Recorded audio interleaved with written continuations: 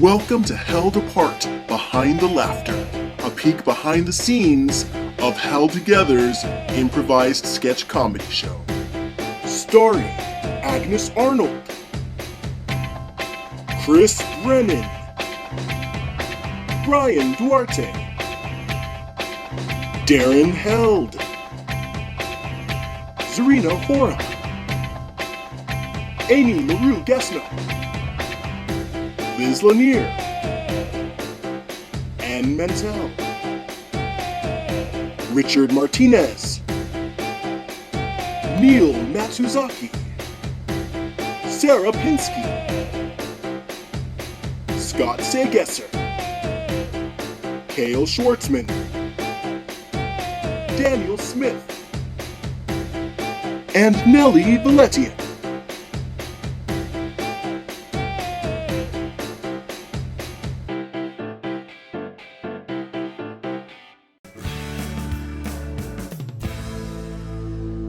When 2020 began, those of us at Held Together Improv for Life were super excited to celebrate our big 10-year anniversary. In March, we had just come off of two really big performances, our annual sketch comedy show that we do at the Long Beach Playhouse, and then our free improv show that we do at Hot Java called Last Laugh Saturday. And February was our big 10-year anniversary performance of that show. Enjoy the rest of your weekend. Happy March to you. And there were so many more things that we had planned for this year. Some awesome classes, all kinds of shows. At Held Together, our philosophy is improv for life, and we use improv as a way to bring joy into our lives and to get into better touch with who we are as people. And so to know that this was our big 10-year anniversary, we just wanted to keep that momentum going.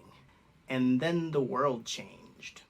Deadly coronavirus has now been discovered inside the United States. The breaking news, stay at home. That is the order tonight from 4 state governors as the coronavirus pandemic spreads. We direct a statewide order for people to stay at home. To the citizens of Long Beach that are watching and really across the county, this is a serious step, and I think all of us realize that we are in a serious health crisis.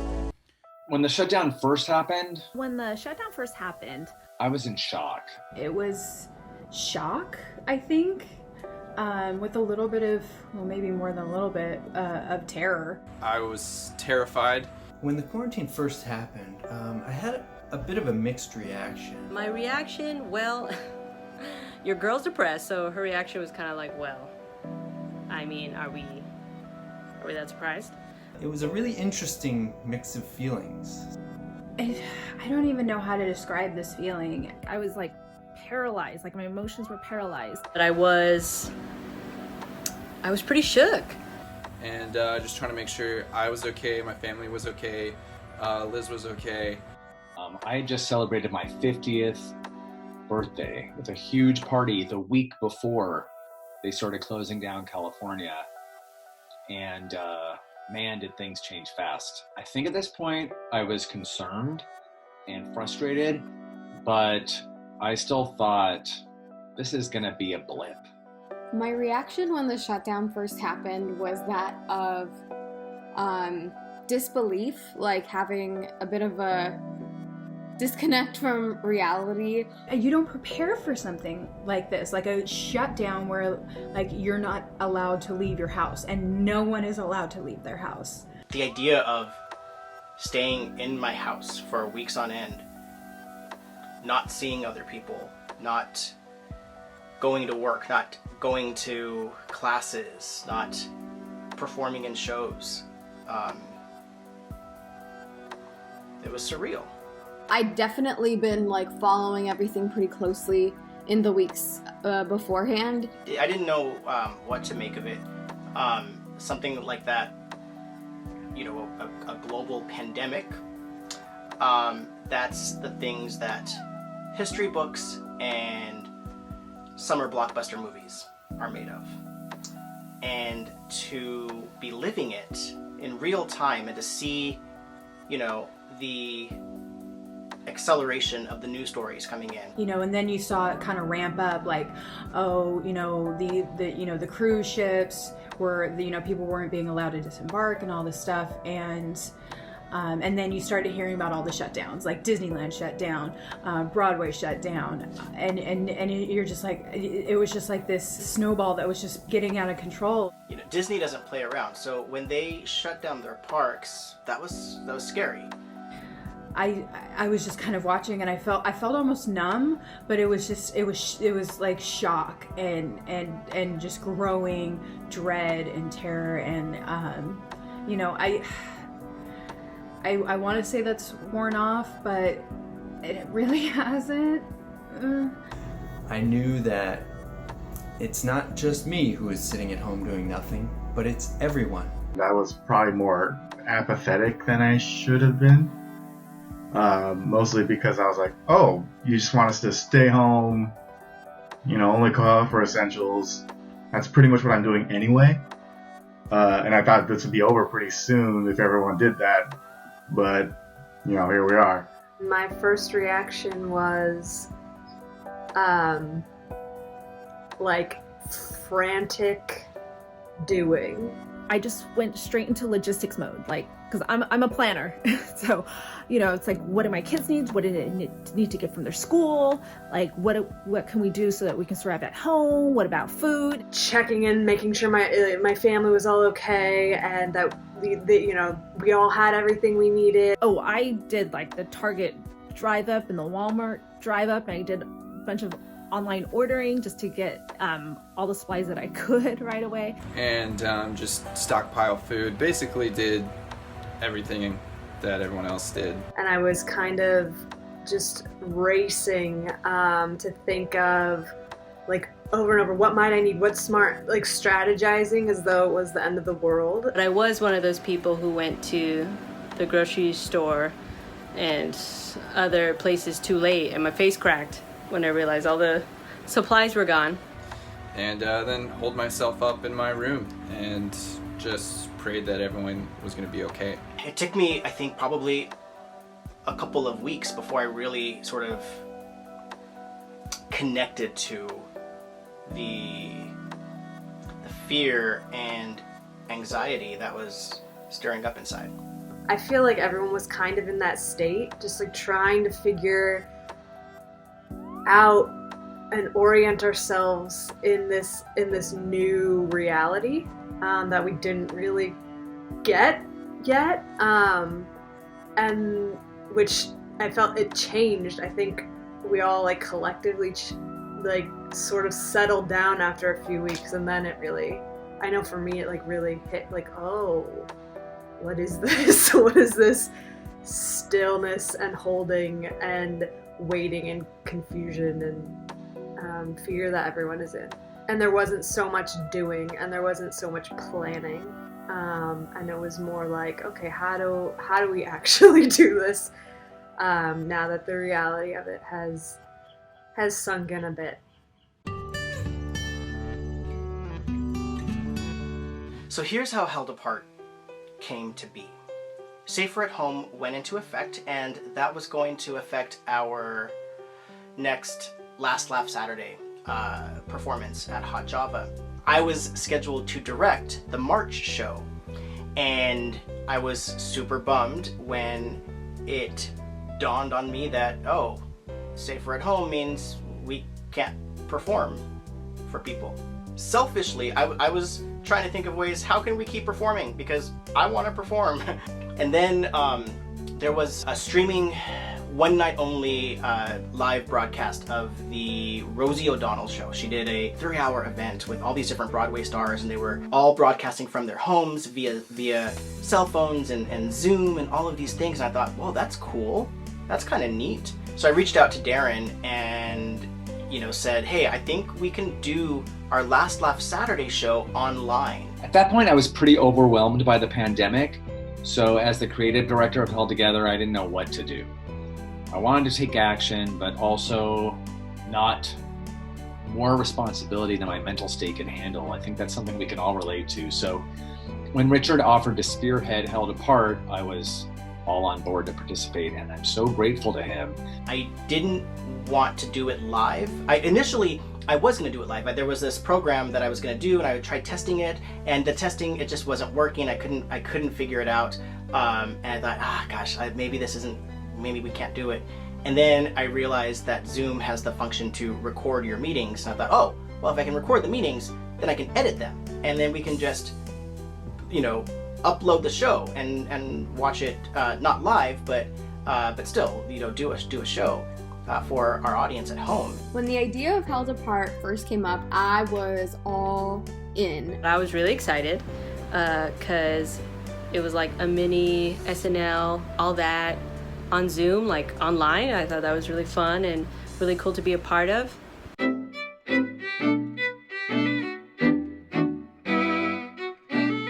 Dearest lady, I went online to see your face because thou hast a face that I would love to get to see in person. My lord, 'tis the 13th night. You have not come to my chamber. I was really excited about it. I was like, okay, because classes were canceled, all of our shows, let's see if we can still, be there for our community, because not only do we need a distraction, everybody else does too. When the idea of doing Held Apart first came up, I was extremely excited just because it was going to be something that allowed me to be creative and also hang out with so many of these friends I've made over the past year and a half. I kind of like doing sketchy stuff, like whenever they have the sketch class. I was also really nervous because I've never purposely recorded anything. So, doing that for specifically for this medium was very scary for me. But so nervous-sided. So when the idea of doing Held Apart first came up, my reaction was honestly probably not so jazzed. I was so happy to connect with Held Together people socially, but doing improv over the computer in Zoom was not an exciting prospect to me. I actually got really excited because up until now we hadn't really done a lot of online presence type stuff, and I knew that we had the talent and the abilities to do some of that, and this was finally our time to really get stuff online and be able to be seen by more than just our audience on a given night. The way that the troupe came together from the beginning on it was super rad. It just made me so proud to be a part of Held Together. When I saw it, just us all come together and say we want to keep going. We don't want to just sit around and wait for everything to open back up.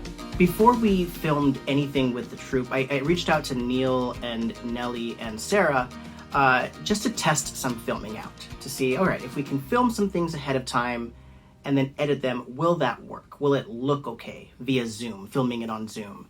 I like the little advice at the end. Oh. That's actually grounded in something true. Yeah. Maybe each of these you can have a new piece of advice. Yeah. I was thinking that right now. I think the next one's just going to be, social distancing or something. Yeah.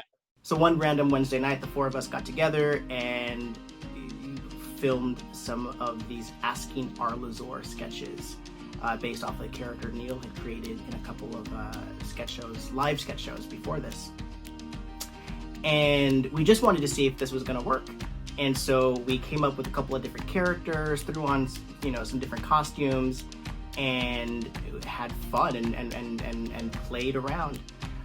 Nellie's fiance, Chris, who's not an improviser yet, got in on it as well and had his first improv debut in the Asking Arlazor quarantined couple sketch.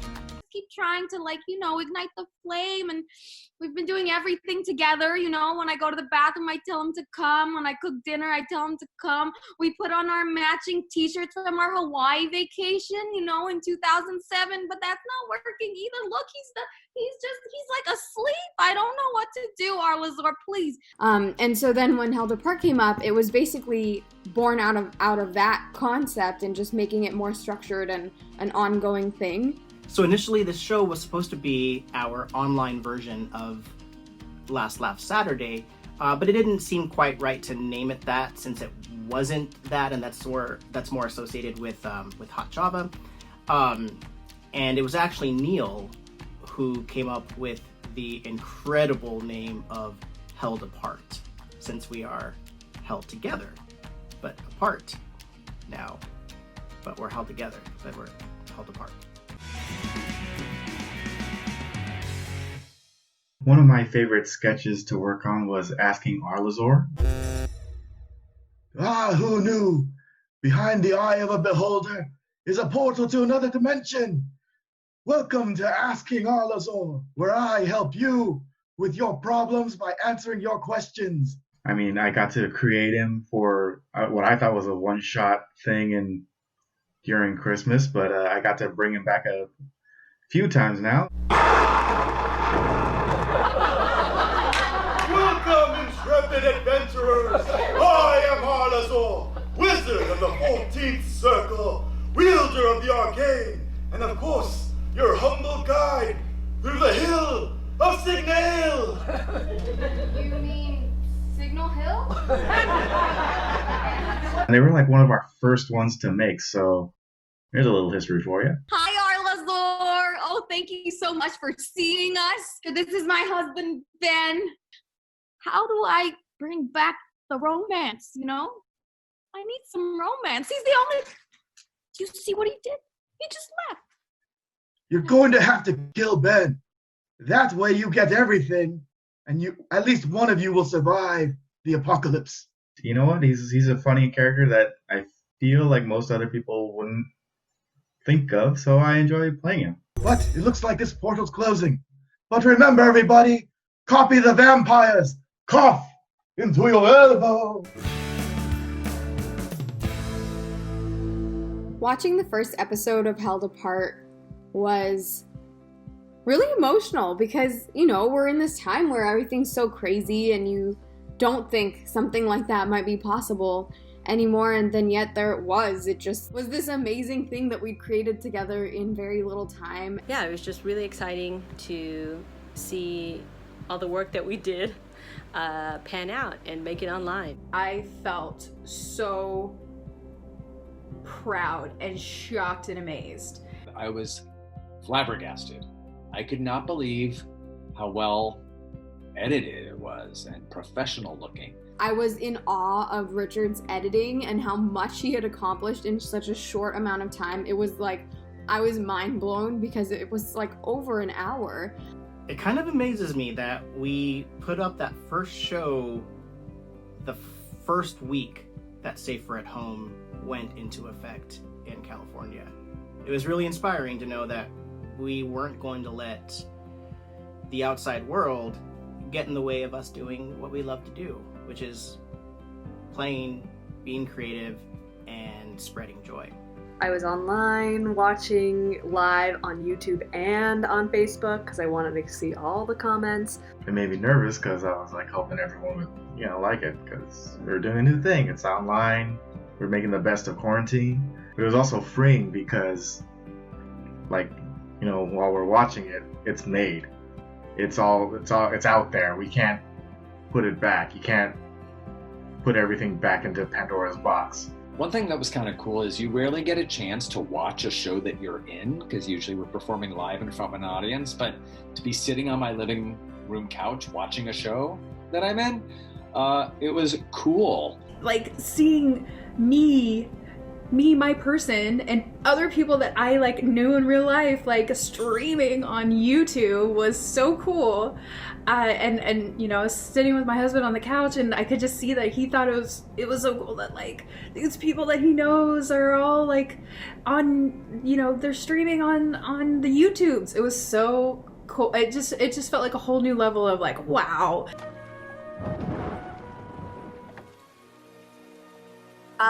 Two are at it again.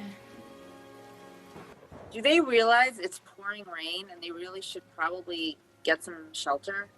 They're going to catch something terrible, some sort of cold. They're not going to just catch a cold. They're going to catch a, what do they call them these days? A sexually transmitted disease. Ugh. Well, watching was very like nerve-wracking. First because it was our first online Zoom show, and then also because personally I never watch my own videos. I don't like the way my voice sounds. It's weird watching my own self. I still don't like it, and so watching our performance back, I was on edge for just a lot of different reasons. And it was just so fun to have everyone so excited and participating in the chat. Yeah, watching that very first episode, I was like, whoa, we did this thing. We like totally did this awesome thing, and we're helping people laugh at a time where they might not have a ton to laugh about. You know, our emotions already were very heightened because of the quarantine and the fear and anxiety and all of that. And then to see, hey, while everybody is in those emotions, us here at Held Together, this little improv school in Long Beach, are bringing laughter to people's homes. And that was something that I wouldn't trade in for anything. It was one of the best feelings of my life, if I'm going to be quite honest.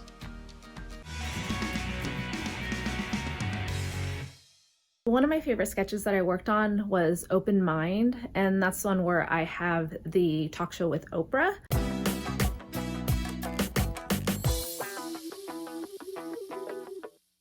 Hello, and welcome to our show. I'm Aspen, and this is my co-host Oprah, and together we are OPN. I love celebrity gossip, like a little bit too much. The other thing is that my undergraduate degree was actually in broadcast journalism. So I think the sketch actually plays off of both of those things that I really like. And who do you have there with you, Ken? Oh, I have Dwayne Johnson, The Rock himself. Ooh, Dwayne The Rock Johnson. Dwayne The Rock Johnson, as many of you know, is best known as the Pandari fighter on Star Trek. I mean, he was that guy, but most people either know him for his great wrestling career. Oh yeah, his wrestling. That's right. He was a wrestler on Star Trek where he wrestled Seven in that pit. You're absolutely right, Ken Tanaka. I guess another reason why I like the sketch is I'm not really good at coming up with original characters. It's definitely not a strength of mine, and it's something that I always feel like I'm struggling with, to come up with like a quirky, interesting character. And so when this sort of evolved into something, I was like really just shocked with myself, like shocked in a good way.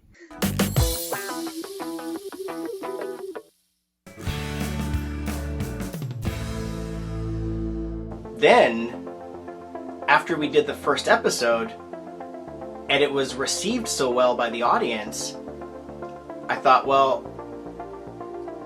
we're home, and a lot of us aren't doing anything. Let's keep doing this. When Richard said that we're going to be doing this every single week, like, what? Because even in improv, you know, we have classes for like 8 weeks, and then we put on like one show. And so having a show every single week, I was like, oh my God, Richard has like really lost it already. I was nervous that the other troop mates weren't going to be down to do the show when the idea first came up to continue the show. And I have to admit, I was wrong. I'm sorry, Richard. You were right about doing that. I was so thankful that people were on board because, again, selfishly, I just wanted to perform. I started on the second episode. I missed the entire first episode because I was still working from home and trying to figure everything out with quarantine. But by the second episode, I was able to get into one sketch, which was the beginning song, the quarantine song. It's astounding. Life in quarantine. I've started to live like a troll. I was the only one who submitted myself videoing through the entire song, so somehow I kind of became the feature of that song by just being the one head that was in every single scene. It's so easy. Get your hands all soapy. So you'll be germ-free. No virus at all.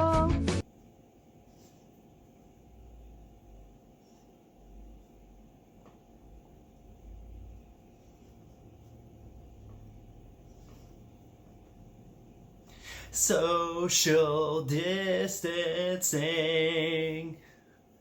Social distancing. And that was fun for me. I didn't know that that was happening because Richard did the editing, but it was cool to see that even though I was in one sketch, I was in the whole sketch. We're all in this together to make a change. So say the time so it won't happen again. And it was a lot of fun to do. And then I was excited to do a lot more with that because I had so much fun just doing that one little thing that I really wanted to explore where we could go from there. It turned less away from it being like a Hot Java Last Laugh Saturday improv show to more of like, okay, let's improvise some sketches, you know? I don't think any of us really wanted to memorize lines. I know I didn't. And so we got these premises and premises, and we ran with them. After watching the first episode, it's like all of a sudden my brain just went,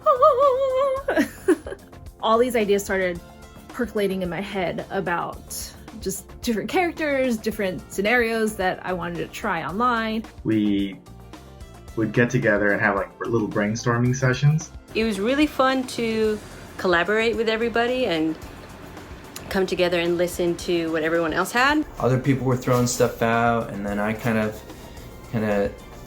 went with their stuff and kept yes-anding and finding new things to do. I tend to have sketch ideas already in my head or like notes in my phone. And some of them made it, some of them I wasn't sure if they would work. I can be kind of dark, so I wasn't sure if all that was gonna make it. It was just so awesome to see us creatively collaborate. And that's really what improv is all about, this creative collaboration with each other, with the audience, and in a time where we weren't really allowed to do that in the way that we were used to doing it, to be able to say, well, we're gonna adapt to this situation and still do what we do best. Yeah, I'm really proud of that.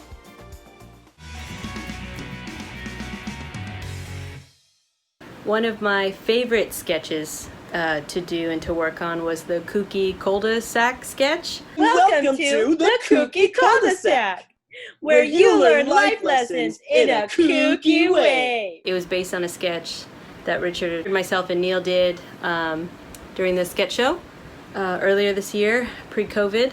Hey Christy, can you define the first meaning of the word climate? I sure can. Climate, a noun, a weather condition prevailing in an area over a long period. Oh.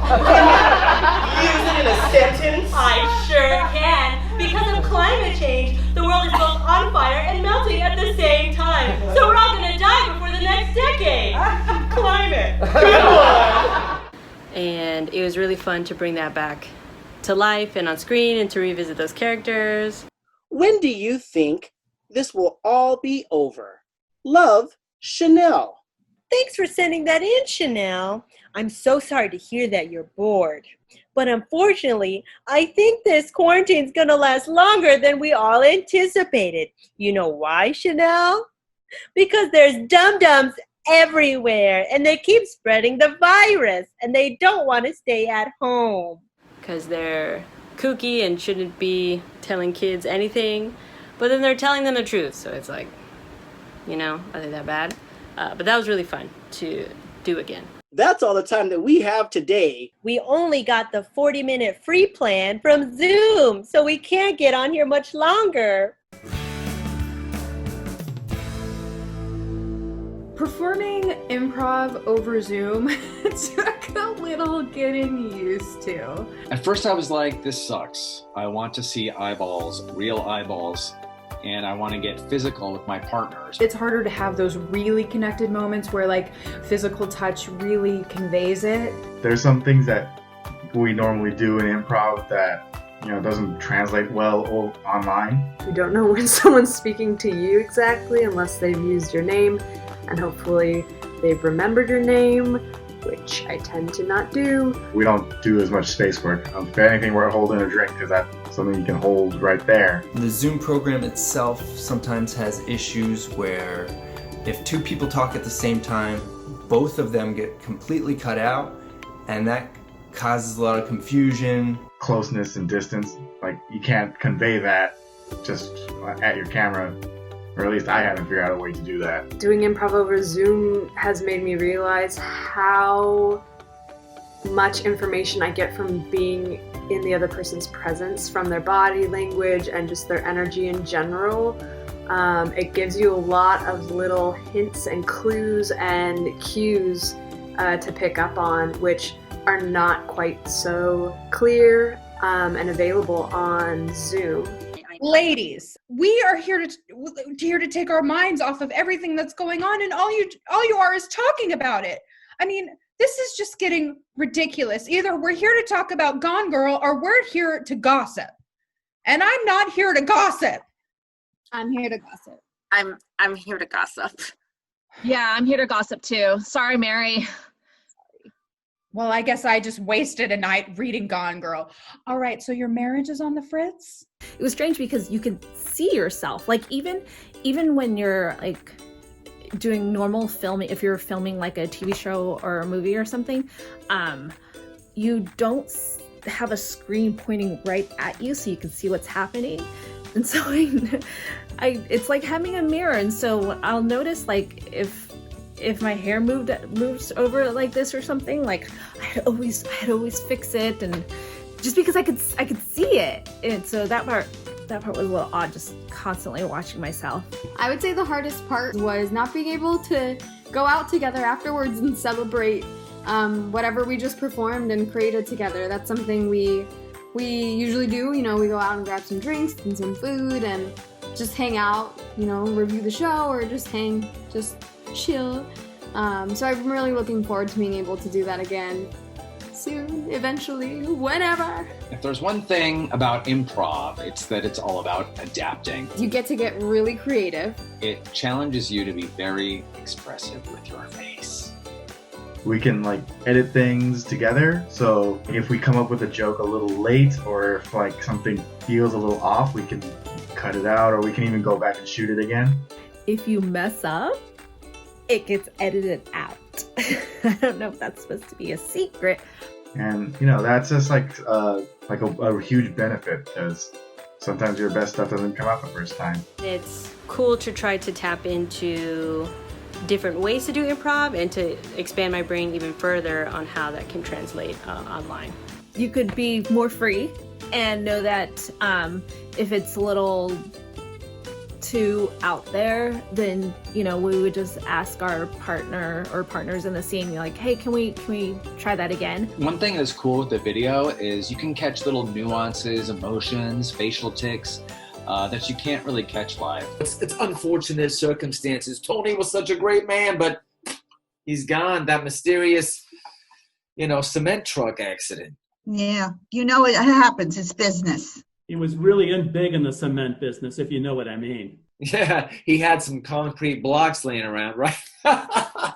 Let's not talk about the dead. Let's Really? not talk about the dead. I do feel like on Zoom, you're sort of forced to listen to each other even more carefully. By making us have to slow down, listen more, take our time, and it kind of, it worked different skills that maybe we're not used to working when we're on stage. While the limitations, could be a challenge, they were also a learning experience for us. And I think ultimately, at least for myself, I think made us better improvisers because it really forced us to listen, to not talk over each other, to connect.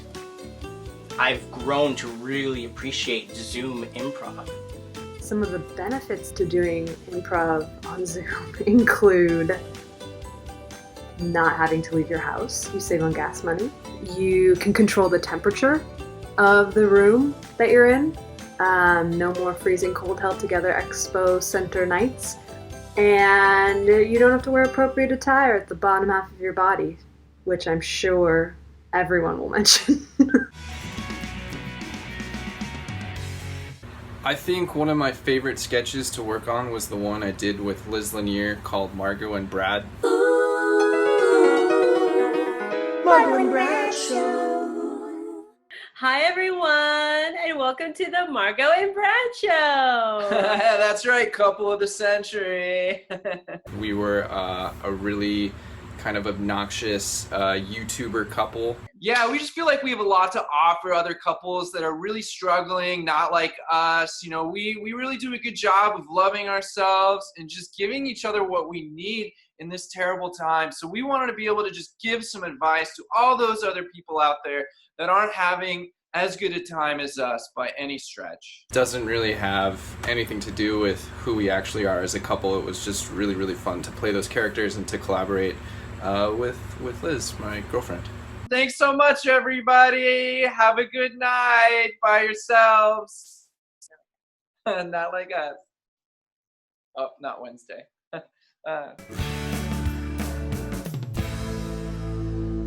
Did I prefer pre-written sketches versus improv sketches? I don't think we pre-wrote too many of the sketches. The majority of the sketches were improvised. I don't think that there was any spoken sketch that was scripted.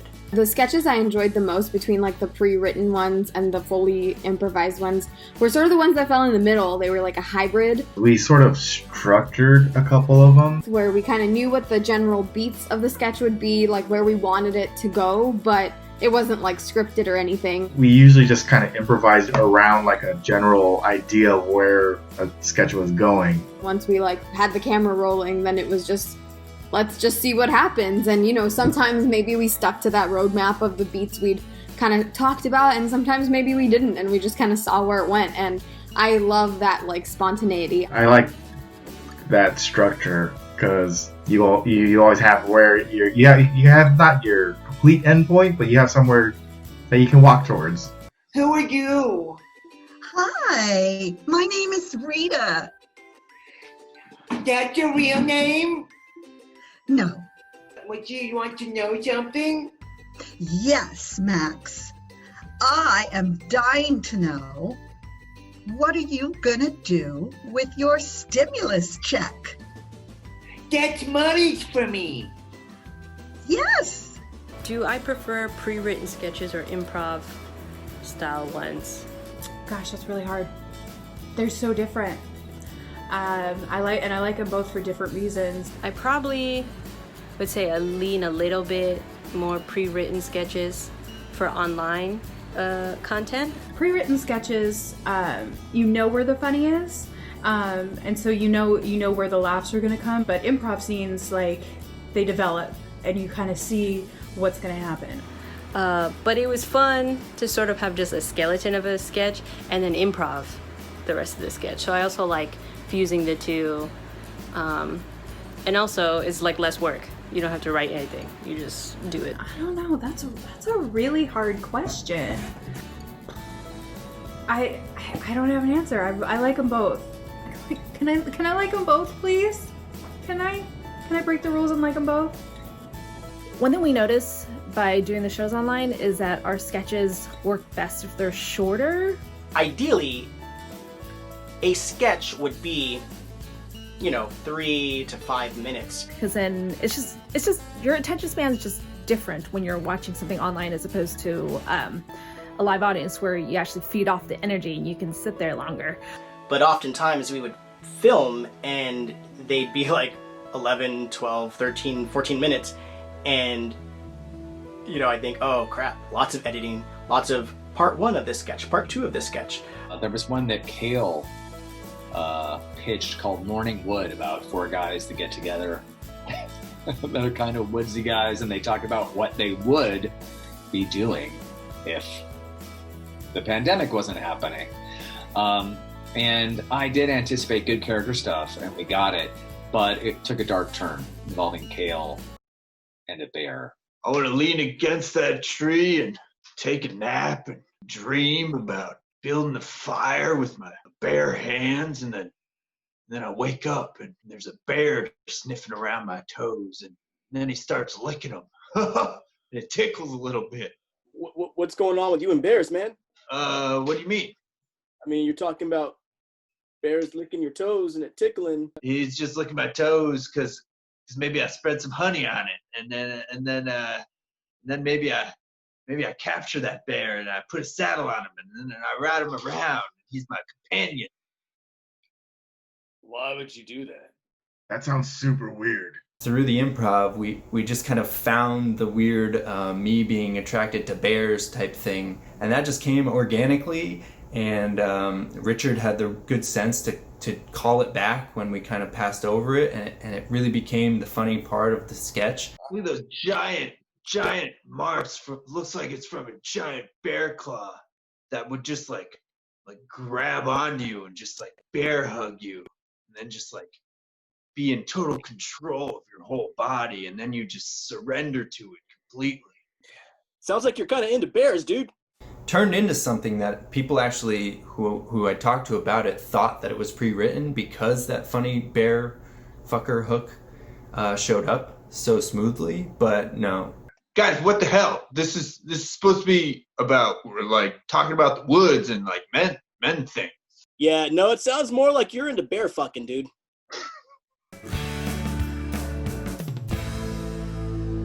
Performing without a live audience is pretty weird for me.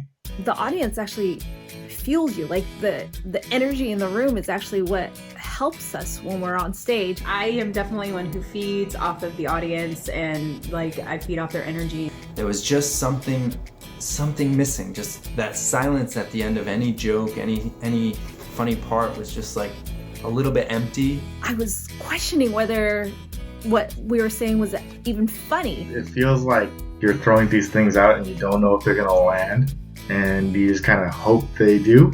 One of my favorite things about improv is the discovery of the funny.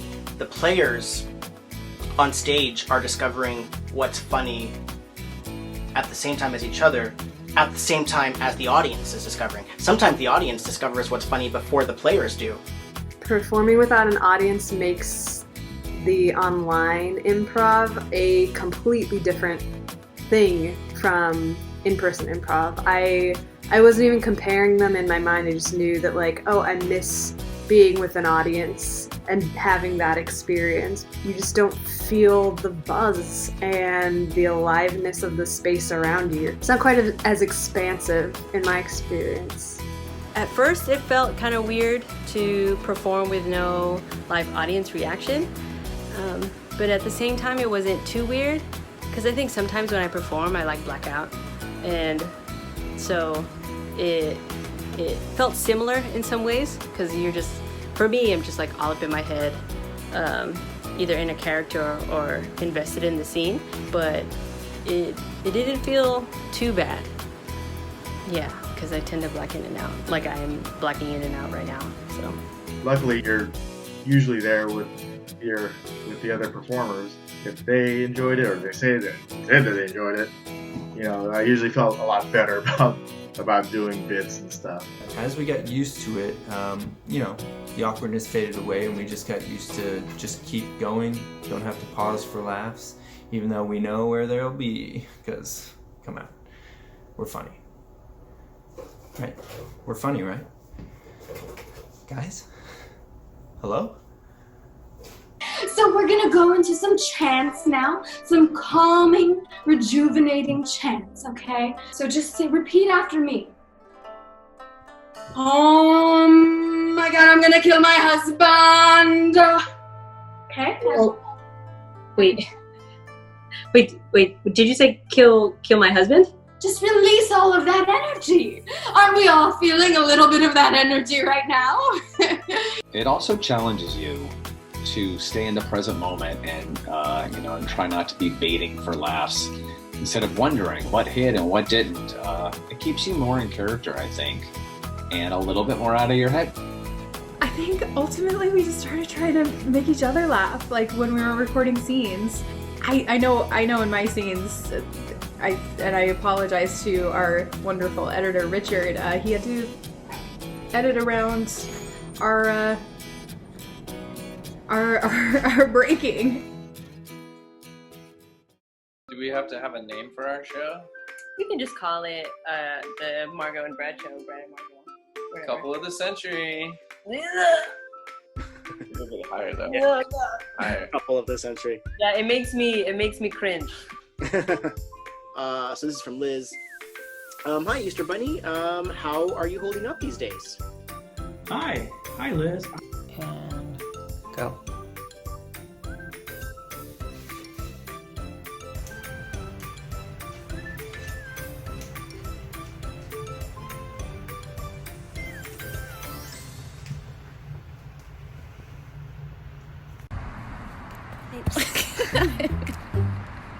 Actually, that might be funny.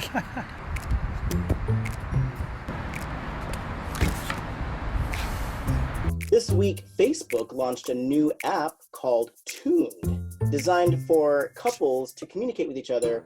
Nope, that's not at all the right words.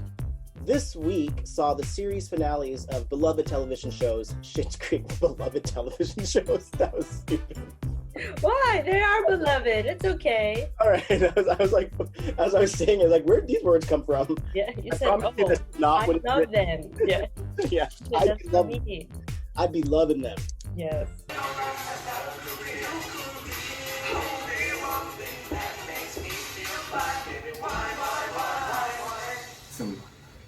No, he wasn't even looking. You're our first fan, Lisa! Oh my God! Oh So my God! good to see you! I can't hear her. Oh, we can't hear you, Lisa! Oh my God, she is hysterical. Oh man, I guess we'll have to go to another call. Oh, there she goes. Great! Oh my God! I can't believe I'm talking to you!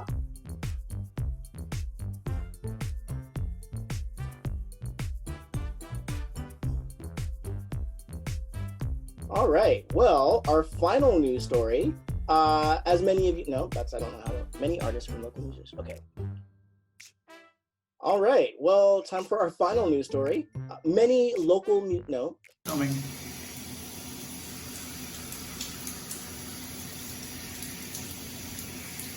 You look so great, Anne. I just like so good. Bonafide, right? Yes, and the earrings. It's just so good. All of it is so good. What about my cocktail ring? Yes.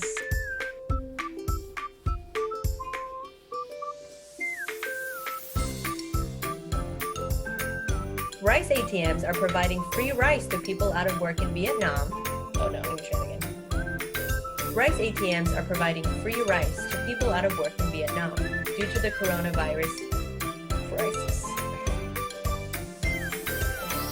I can do this! I can read. Okay. Rice ATMs have yet to be popularized.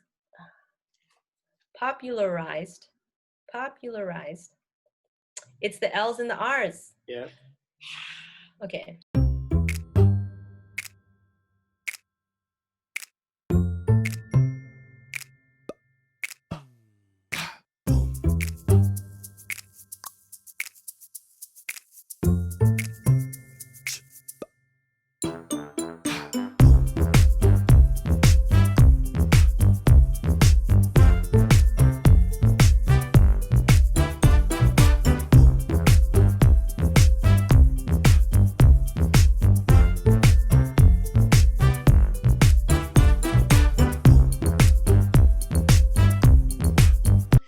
Floridians are so desperate to see bad acting from half-naked men wrestling around with... I'm just gonna do it Floridians. Okay. Liz, looks like maybe you're frozen again.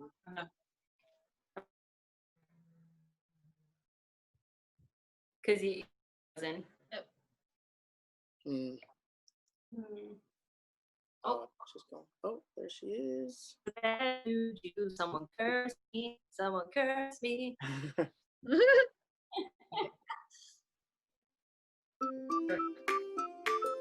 Yeah, it doesn't. Still? Yeah. Well, thank you. I really enjoyed. This was the best meeting ever. I'm not gonna stop you now. Not that anymore. I think we got it out there.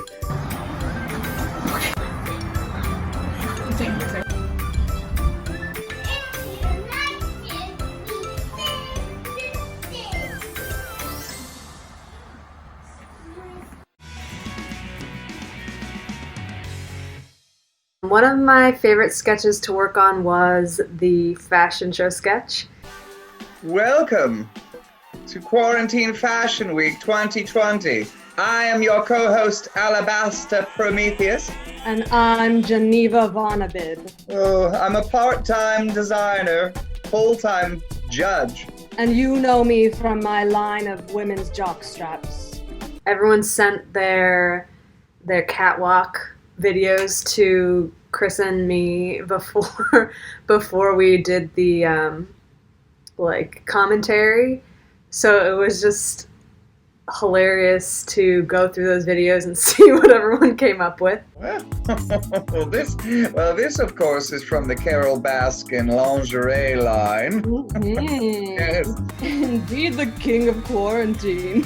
Oh, should we tell him that Snuggie goes on his body? Now your depression can be sexy with this new line from Little Brother's Jammies. I love a woman who draws color inspiration from her snacks. Finally, a statement on drunken sadness. He's just oozing the I don't give a fuckness of our time. Yeah. Oh, a lady who knows how to work a one piece. Of course, just going back and forth with Chris is hilarious. He's so funny. This one says to me, hey honey bunny, we'll definitely hook up on Zoom tonight, but the camera will be off because I damn sure don't have time to do my hair, darling. We have all been there. Just divine. From the Bed Bath & Beyond fashion line. I have never seen it worn so well. This saucy number says, let's pretend I don't know the camera's on. Well, I'm just about spent. Oh, as am I. Oh, that has been all the time we have for just the cutting edgeness of the fashion industry. It was so fun to put together the costumes for the different sketches. Did I find it difficult to put together costumes and sets with what I had? I kind of liked the challenge of that because I have only costumes that I had bought for sketch shows and pretty much just sketch shows in the past. I did dig into some past sketch costumes, which I still have, and sometimes I dug into the toy bin of my kids to get some of their stuff out. I didn't really struggle with stuff because apparently we have a lot of stuff in this home. It was really like problem solving to go through, my closet and the various mishmash of trinkets that I've collected to create different characters and different outfits. It was actually a really fun challenge. And it's a challenge because, you can't just run out and grab anything. After a while, it became fun just to dig around the house and see what we had. Wigs, hats, shirts, because we naturally went pantless most of the time.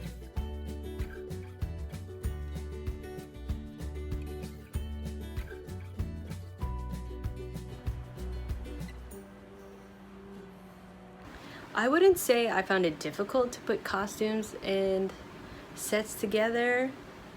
Like, now I'm low-key reflecting on it, like maybe I didn't try hard enough. because I did just work with what I had. But yeah, I didn't find it too hard, but I think it's because I didn't try as hard as everybody else. My bad. I think I was a little challenged finding a background or set that wouldn't be too distracting, because I find it's really easy to have a busy background, like this one, which is where I live. Daniel and I are quarantining with each other, so a lot of our sets would just be the same. So like every scene's in the same spot, either the kitchen, the living room. It wasn't too hard for me to put together costumes or sets, mostly because my computer actually works with the virtual background thing. So, a set is anything I want it to be. One of my favorite sketches to work on was one that Richard and I did together, where we're in a parent-teacher conference because my child has been acting up in homeschooling. How's little Timmy doing? He's fine. We've just been trying to stick to the curriculum you sent us a few weeks back. He's struggling a little bit. And we really started out the conversation around that sketch with a very basic concept, and then quickly in sort of talking to each other and getting creative, it turned into this idea of making it a horror movie genre. I mean, what's really happening is, okay, how do I say this? I'm scared. Listen, Nancy, I'm going to be completely honest with you. I don't normally do this with parents. Your son is a monster. If you're going to survive this quarantine, you've got to get out of there and get to a safe place. Do you have somewhere in your house that is safer than the closet that you're currently in? Oh God, I'm so afraid. I'm here with you. You're going to be fine. I'm almost there. There's things coming. He's here. One of the best parts was at one point in the sketch, I'm hiding in the closet from my kid, and we were trying to get a take where it looks like I'm being dragged out of the closet the way you see a lot of times in horror movies where there's a jump scare. I called him, but he doesn't want to talk, Mr. Morris. He doesn't want to. Nancy? Are you there? Nancy! Nancy can't talk right now. It was just so much fun trying to get that take right. It's okay. We're at a perfect angle. He'll come in and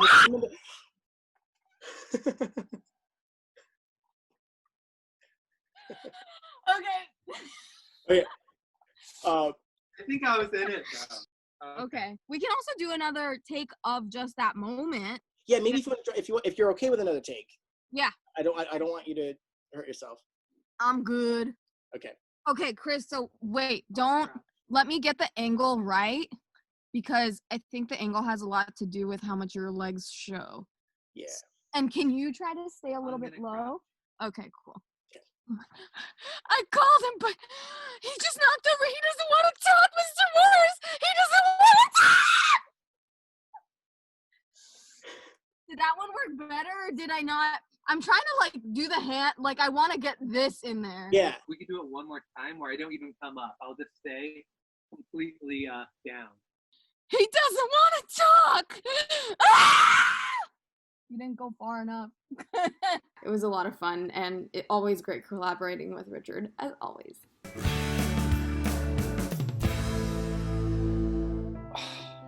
Working with Zarina. Usually I'm just too gagged and starstruck to even say anything around her. Oh, to work with the one and only Zarina. I mean, it was iconic. I'll never forget it. Working with Zarina is like nothing else. She's just so amazing, and she's so good at everything. I don't even mind when she verbally berates me in front of everyone, or bosses me around, or says I can't be part of something. Oh yeah, working with Zarina was amazing. I mean, she and I are we go way back, and she only usually lets people have one line in scenes with her, but she lets me have 3. Working with Zarina, there are a few times in life where you get to witness greatness, to be just a part of it. And the times that I got to work with her and she'd allow me to have a line here and there. Never the funny line, that was always her, but to share the screen with her really was a peak of my life. You know, I'll tell my children how blessed I was in the year of 2020 to work with Serena. Her brilliance, her genius is just, it's worth the emotional abuse. It's worth the feelings of worthlessness that come for weeks after working with her. I mean, having Serena be a part of the troupe is, it's a true joy, and I try not to speak when I'm around her because I don't want to miss anything that she might say because I'm talking. I wouldn't be able to live with myself. I am contractually obligated to say that working with Serena was okay, and because my left eye grew back, I am not entitled to any financial restitution. Working with Serena was like nothing I've ever experienced. I guess the best way I would describe it is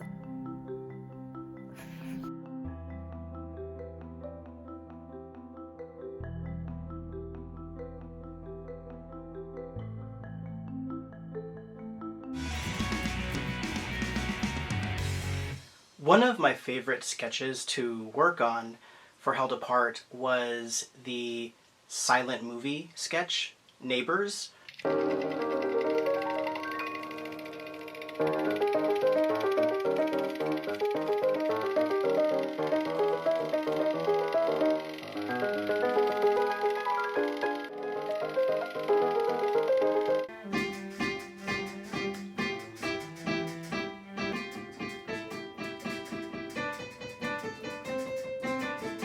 I wasn't really in that very much, but as the editor of the sketch, it was just so awesome to put together because it was sort of something that I had never really done before.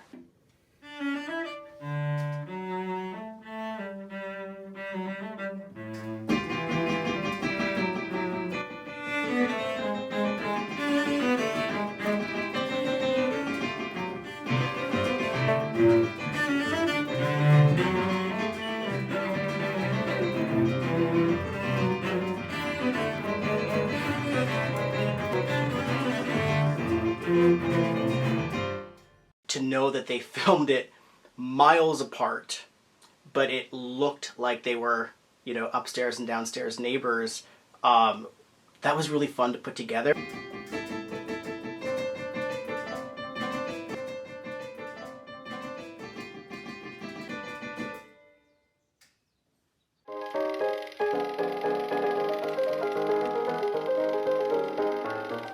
I loved Daniel and Scott's performances in that.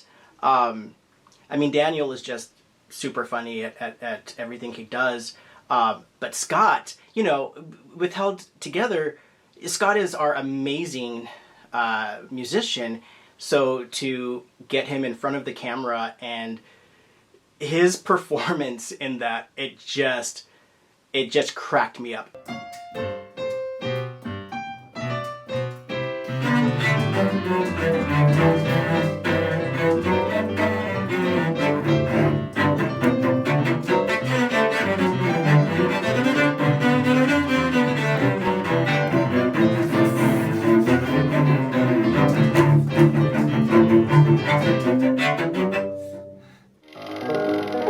I just was cracking up, and it was just so fun.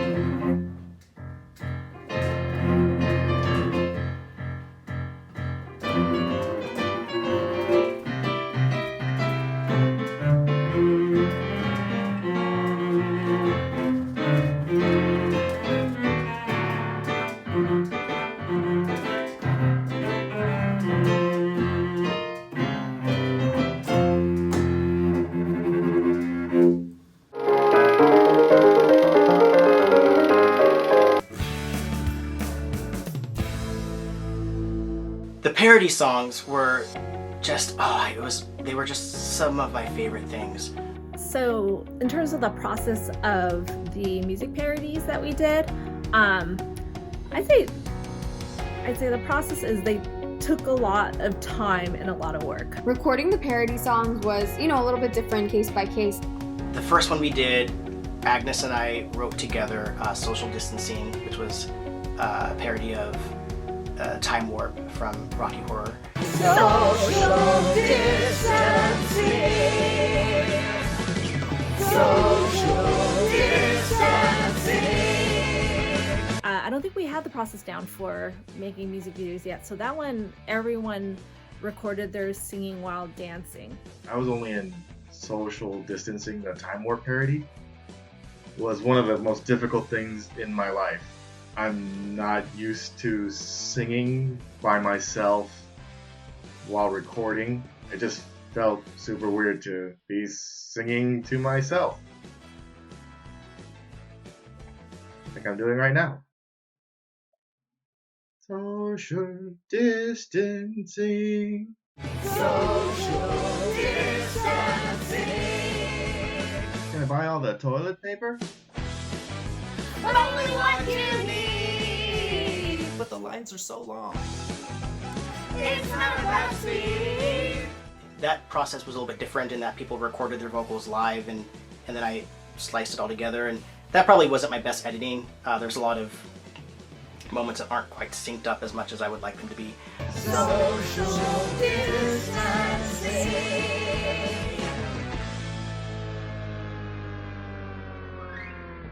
Then we did Wine, Wine, Wine, the parody of NSYNC's Bye, Bye, Bye. I'm uncorking it tonight. Might even have a little bite. Don't care if it's red or white, as long as it's strong. It was early in the shutdown, and I really was drinking a lot of wine. Gone through another, it's the truth. Oh man, this one is 30 proof.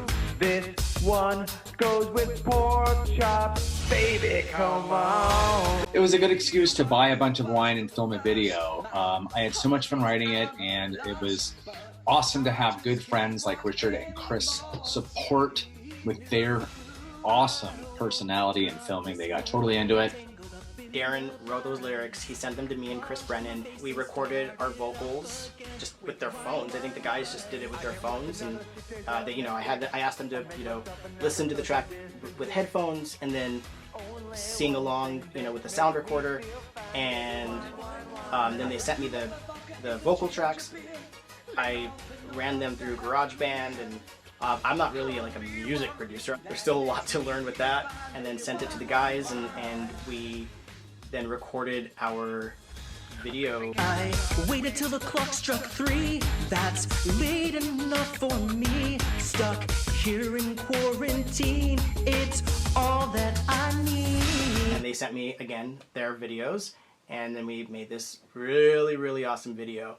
I can go to another 6 days of Netflix, or make myself another social distance. Make another distance. Only one thing that makes me feel fine, baby, wine, wine, wine. And it got me exploring different parts of my home. The best part of all was being able to pull out the all-white linen ensemble that Zarina made us buy for the holiday party last year. But now, thanks to the Held Together boys, it's getting a lot more use. That's one of the coolest things I've gotten to do. Is make a music video for a boy band song, Dream Come True. And the motherfucker and the ginger bitch, they don't have no career. Only one thing that makes me feel fine, baby, wine, wine, wine, wine, wine. Agnes had reached out to some of us girls in the troupe and said, kind of in response to the Held Together boys, she wanted to do like a girl group. Yes, I'm sleepy again, but I want to finish my snack. The parody song I did was Sleep, parody of TLC Creep, and that was pretty legit. Amy wrote the lyrics because she's bomb. So I started writing the song, and I got some severe writer's block. I was like, I'd gotten most of the song written. I thought I needed like a couple more choruses for the end, but we ended up just using the same choruses because I was just like, oh, okay, like I can't fuss and fret over this anymore. Like, we need to do the song. The 22nd of quarantine, and there is no end in sight. We figured out who's singing what parts, and then we each sort of went off to record our own little, you know, snippets that would end up being all edited together. I won't risk getting sick, though I might dream about days I won't worry about infection. Oh, I can't sing. That was rough. That's rough to have out there. I hope to improve later on.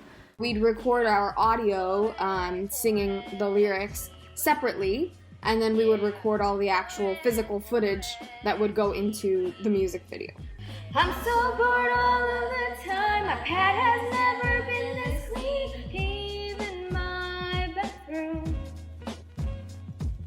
If my friends could see me now, they couldn't handle it, 'cause I'm wearing 3-day journeys. Ooh. I didn't want too much choreography just because I wanted it to be more about like what the song was about. But the choreography that we came up with was the perfect amount, and it was spot on. It was perfect. Oh, so I sleep, yeah, put my head on my pillow and see my friends gather around.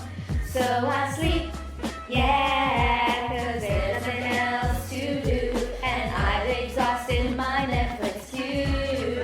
Oh, so I sleep. And that was probably the one I did the most different, like shoots for, feeling like I'm really cool, having visions, like, okay, I'm gonna sleep in this corner, I'm gonna sleep in the bathroom, I'm gonna sleep in the fridge. It was worth it. It was really cool. The final video, seeing it all put together was phenomenal. Seeing what all the other girls had done in their video recordings was hilarious, and just really honoring the song and making it like an absolutely perfect version of some silly idea that I had. And it was such a proud moment, better than anything I could have come up with in my mind. So I sleep all day, I sleep from 10 to 10.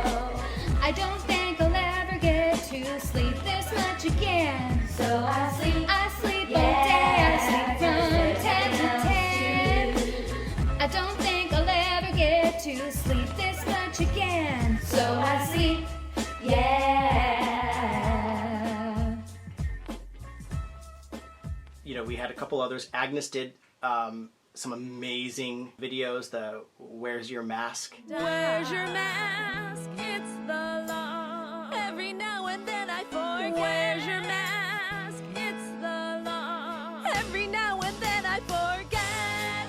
And Me Crush, which were really great, and she did those all on her own. The music parody that I did, Me Crush, which was me and my Snapchat filter double Ignacio. I got a me crush.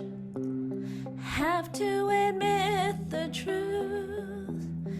I got a heart rush, thirsting for me. That was a little more complicated in terms of the process. I think I used my phone and I had the Snapchat filter on and I filmed myself, and then I did a screen video recording while doing the Snapchat video. So that's how I did that for Ignacio. I'm just a figment of your imagination. I think I would spend about 30 hours for a 3-minute shot. Yeah. Dinner date and toast to me and you. I wanna throw a ball and also catch it too. We don't have very many blank walls in our house, and so that one I actually filmed it on the floor of my bathroom. I think at the very end of the video where it looks like I walk away, I was actually on my butt, just trying to scooch out of the frame, because that was the only little blank spot of wall in our entire house.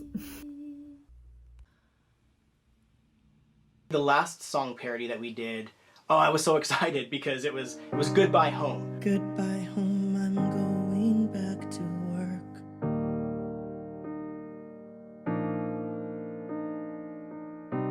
The idea was Safer at Home was going to be over on like whatever date. And so I was like, oh, well, let's write a song about that. And so I reached out to Nelly and we did a parody of Say Something by A Great Big World and Christina Aguilera. And I'm feeling so strange.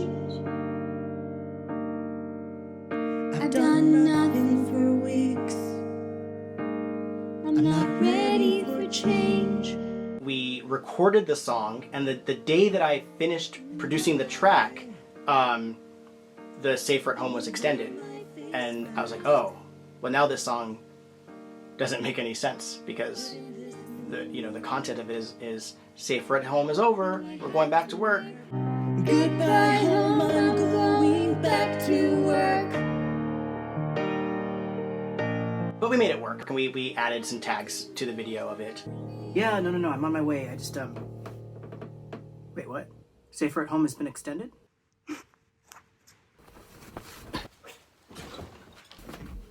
I really loved being able to parody Christina Aguilera's, like, overdramatic, like, that she does in that video for Say Something. So much time I've spent cooped up in the murk. So that was really cool. And Nelly's, can we just take a moment and talk about Nelly's voice? And I will turn off my TV, put on some real clothes, take a shower or 3.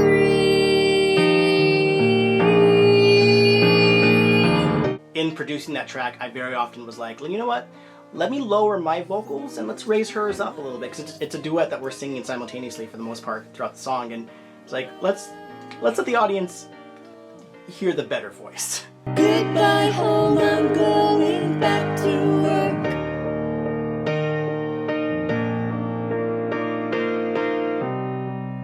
Goodbye home, I'm going back to work.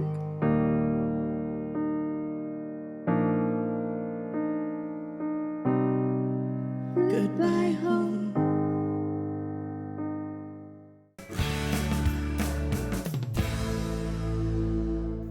So I wanted to talk about the janitor sketch that I did with Neil, because that was my first attempt ever at editing a sketch.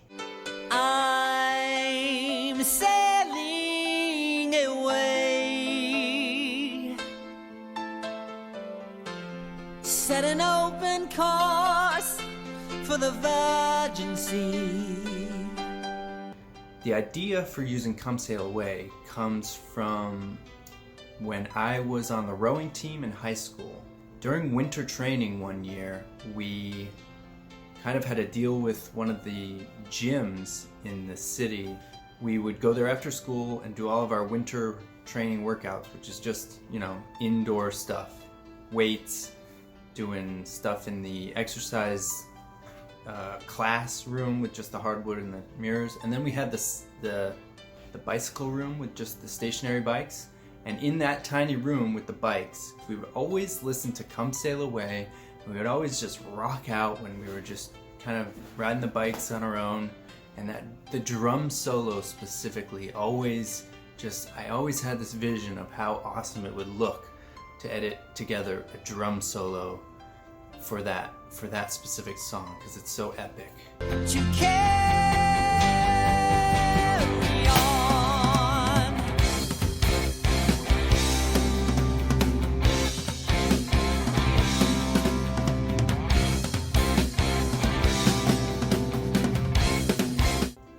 on. What?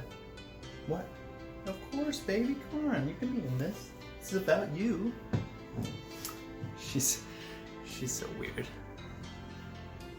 Yeah, just tell him how it was. She's shy.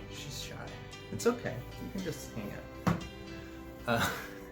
So So this is the mop. I still have it. I haven't done anything with it. It actually uses the first mask that I made for myself. It's a very interesting engineering project that I had. And then my regular sunglasses that I don't keep on her. I use them myself. But here she is in all her glory, the mop. But somehow we missed out on the pot of gold.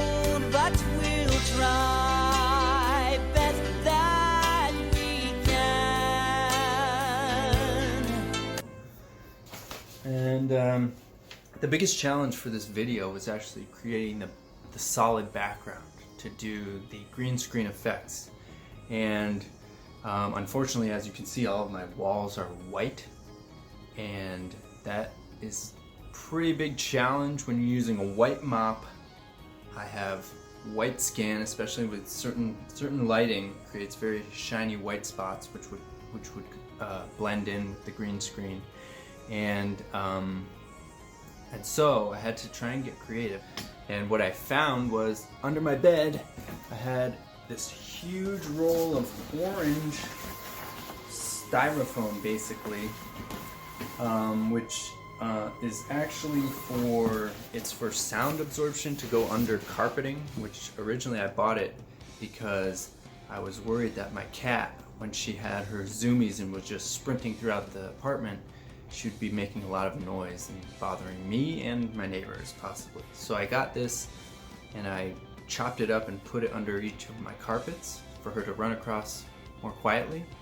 I don't know if it helped, but I was left with a huge roll of orange, solid orange background. So I was able to unroll that against the wall and use that as a totally different color from me and the mop to create a better green screen style effect. A gathering of angels appeared above my head. In terms of editing, the editing was insanely hard. I think I spent probably 2 weeks straight, like 8 hours a day, like a full-time job, just straight up editing. And that was a huge challenge, although I definitely got better and better each day. But it was so much work to just try and get our mouths to line up with the words, because the song is playing separately, and then like every little part of the drum solo to hit on each part of it was so challenging and took so much time, and little tiny movements of little clips here and there. Oh, it was such a challenge, and obviously it's not perfect, not even anywhere close to perfect, but I kind of like it better that way because it gives a more authentic feel to it. Kale is an editing wizard because that janitor's video looked amazing. And I know it wasn't my dancing that made it look amazing. So, Kale, you're a goddamn beast on that editor. Come sail away, come sail away, come sail away with me, lad. The janitor's video was freaking awesome. I wish I did that. The janitor's video was amazing. Like, I was laughing my butt off the entire time I was watching that sketch. I laughed so hard watching that janitor's video. I think my favorite part was just like the floating heads. I was just so moved by that janitor sketch. I have goosebumps. The editing. I mean, I know there were 8 weeks of shows, so much editing by Richard and so many others. The editing on that janitor's video was just, it really made me think of editing and of Zoom sketch pieces in a different way, and I'm just almost speechless. It's beautiful.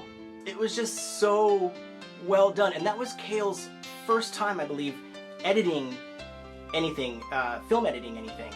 and it was so intricate. The way that he cut the images to match the beat of the music, it was super impressive and inspired me to do better with my editing, because I get very lazy with my editing. It was... When that Janitors video came up with the Stick song, we all lost our bleeping minds. And then when the song was cut short, we flipped tables, you know, we burned the house down, pretty much. We had to rebuild the whole house.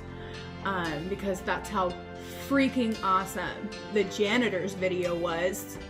That Janitors video, oh my God! There's no words to describe it. Pure genius. Excuse me, I need to find my Styx Greatest Hits CD. Come sail away with me. Come sail away. Come sail away. Come sail away with me, baby. Since it was probably one of the hardest things I'll ever have to edit, anything from now on should be sort of a piece of cake. Maybe, hopefully, or at least much shorter and much simpler than that. Come sail away with me.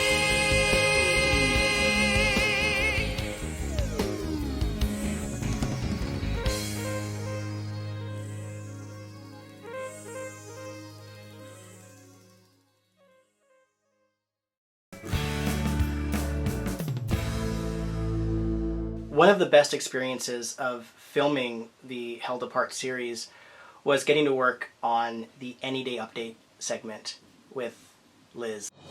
And now, from lockdown, it's Any Day Update with Liz Lanier and Richard Martinez. Hi, I'm Liz Lanier. And I'm Richard Martinez. And welcome to Any Day Update, where the day doesn't matter. because they all feel just the same. Straight up stole it from SNL. We took their weekend update and you know made it ours. Earlier this week, there were protests against the current lockdown in Orange County, California. Orange County, which is slowly becoming the Florida of SoCal, has many disgruntled citizens with a variety of signs amplifying their cause. Some signs read as follows: Karen is not my name, it's Karen with a Y. And how can I live if I don't have a manager to speak to? And lastly, salt is too spicy.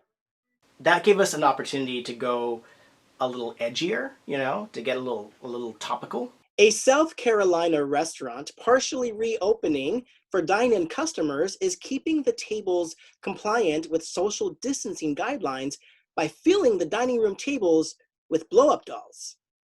You know, I gotta say, that plan really blows. This was a time where just outrageous news stories were happening from the administration in the White House to people protesting in demand of getting a haircut, and I really loved that Liz and I got to comment on that. Michelle Obama has teamed up with PBS Kids' YouTube channel with a series called Mondays with Me. This is where she reads children's books aloud to viewers. Hopefully she has received my children's book I submitted, which is called Please Help Us All.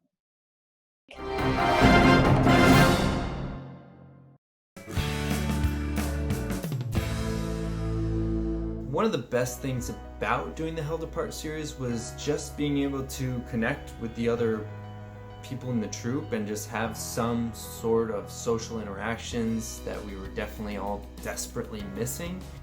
The fact that we can stay connected even through quarantine is just like a testament to like what an amazing age we live in.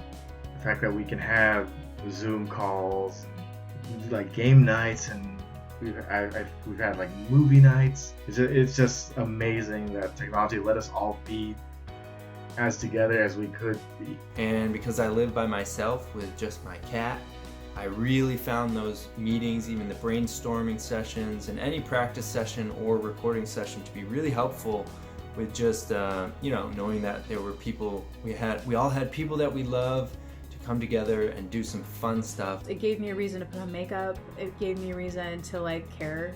I can definitely get into a hermit stage where I don't want to see anybody. I don't want to do anything. I just want to be at home with my cats and basically hibernate. And it was so busy because we had a lot of content to create and everyone had a lot of ideas that it really kept us engaged and social throughout a very asocial time. Being able to connect with one another was honestly a lifesaver. It created a structure for being able to still see one another and sort of check in with one another and laugh together, and just reminded us like, hey, we're all still here, even if we can't be together in person, we're still together, held together.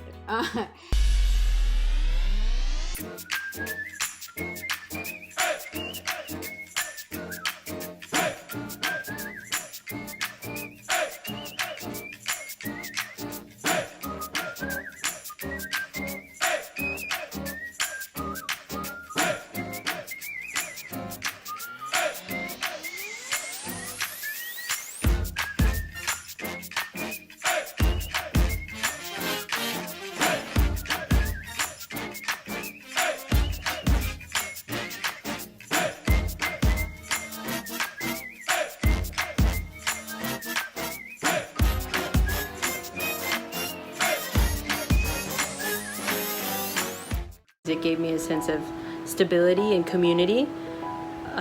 It really helped me with my mental health. It gave me a routine and something to look forward to. And it made me realize how fortunate I am. A lot of people don't have, access to this kind of stuff. And I was able to have fun during a really dark time.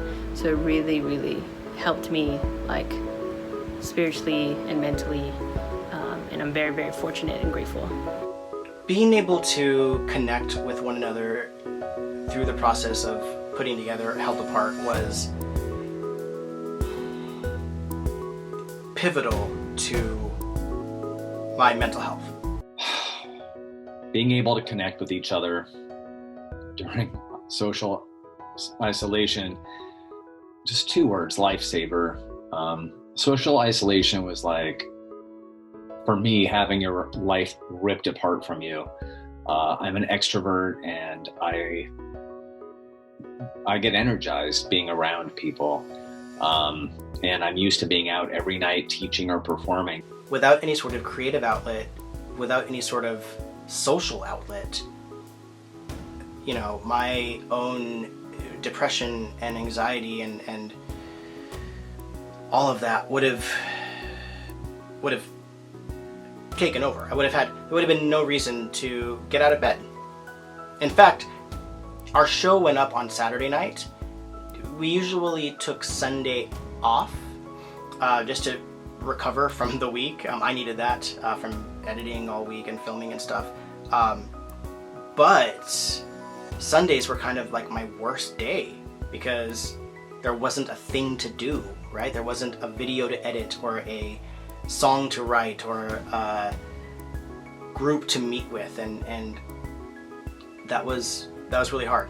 And so I can only imagine how a week full of those Sunday feelings would have made me feel. I think it really saved me mentally.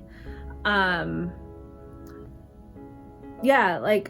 understand why so many people decided to sign up for Zoom during that time. Another time that we got together that was very, I guess it was very important for me was the day the protests started in Long Beach. I remember it was a Sunday, and then after that that was the night that there was a bunch of rioting and just a lot of civil unrest in our city. And that night, a bunch of us from got together on Zoom to just talk and just, I think, just being there for each other. Well, I know for them, being there for me was just really important for me. And like it was just a rough night, just not sure what was happening outside, and having them there, even though they're on the other side of the camera, was just very meaningful for me. It just helped keep me grounded. It kept morale up. It gave us something to think about. It gave us a distraction from all the ugliness that was going on. You know, because everybody's scared. Everybody's scared. Everybody is dealing with this. It's not like just a select group of people who are dealing with it. It's everybody, and just getting that distraction was it kept me from like taking people's heads off, because I really started to imagine that. You can cut that out.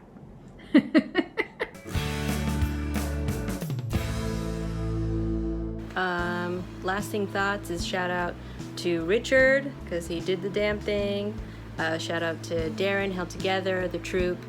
I'm very grateful to have been a part of this. I feel so grateful to be able to work with such a talented group of people who are all so positive and kind and thoughtful, and brought, you know, really great energy into the process of creating Held Apart. It really reinforced my sense of community with Held Together and the Held Together troupe, and community means a lot to me, and it also provided a sense of stability during, you know, a very unstable time.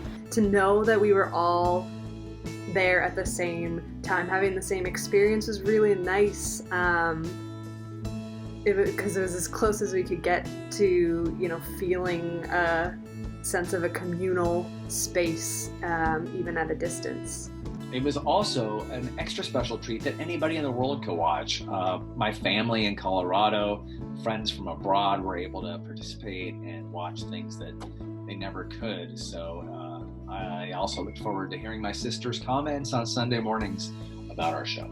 As a, you know, new troupe member, I'd only, you know, been on the troupe for a couple months when all of this unraveled, and so it really gave me an opportunity to keep, you know, getting to know my fellow troupe mates and getting to work with them, you know, working together in sort of a different capacity. We were all suddenly creating a new thing together. So it was a really cool experience to have with everyone, especially being new to the troupe.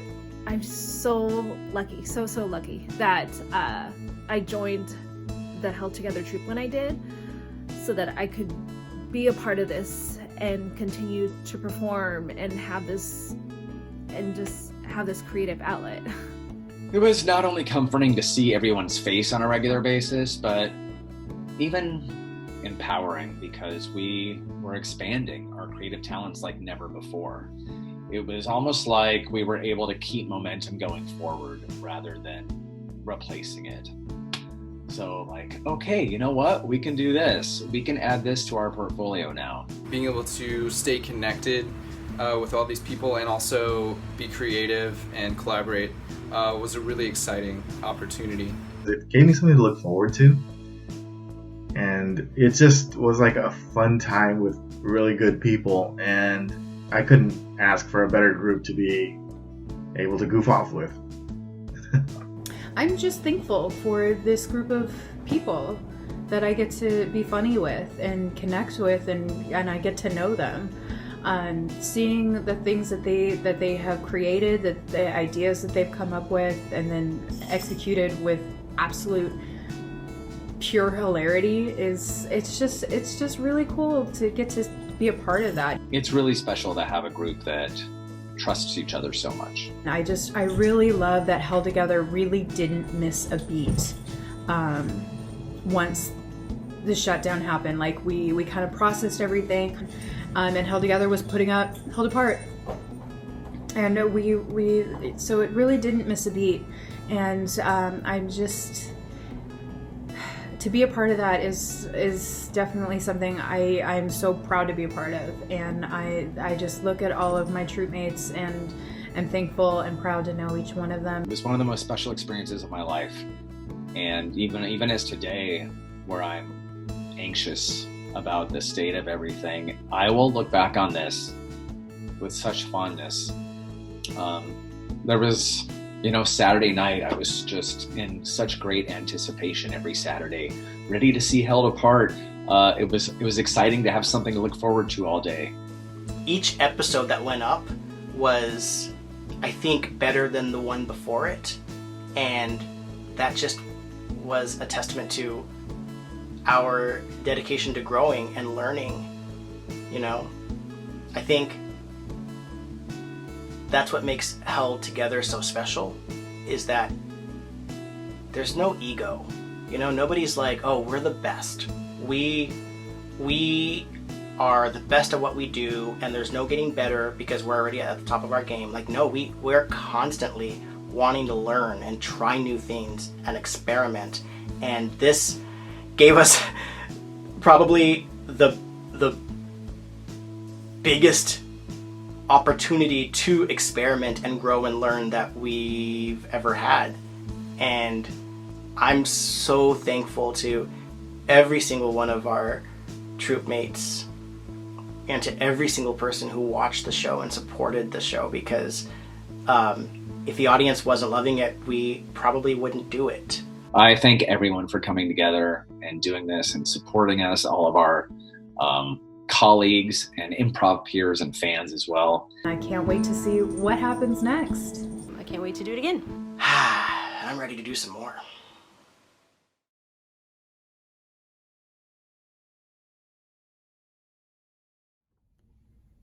I have no other thoughts that were not covered by these questions.